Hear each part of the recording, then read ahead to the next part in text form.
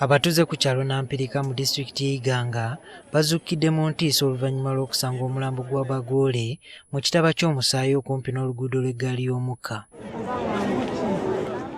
Omugenzi abatuze babadde bamumanyi era ng'abadde musomesa mu ssomero erimu e Iganga kyokka tebannategeera yamukozeeko bulumbaganyi buno.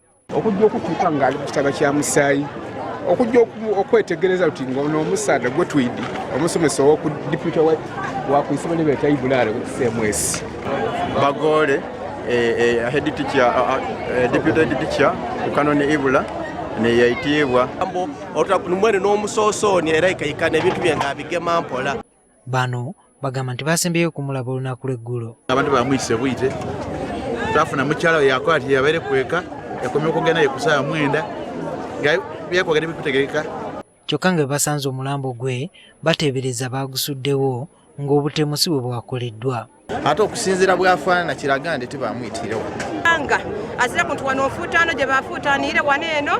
Singa wabeera security singa osanga oli asinga wabenga bagamba kuba enjire ne beeteweesa abantu lwa kafiyu eneeriwo abantu babeera nga bali mu mayumba ga that time. Poliisi etuuseewo era n'etandika okunoonya obujulizi ng'addumira poliisi e Iganga David Ndahura ategeezezza nga bwe baliko gwe bakutte. Kyanoonyereza kiki ekyabaddewo so far tulinayo suspect omu bisingawo tujja bibabuulira nga tumaze kunoonyereza kwa.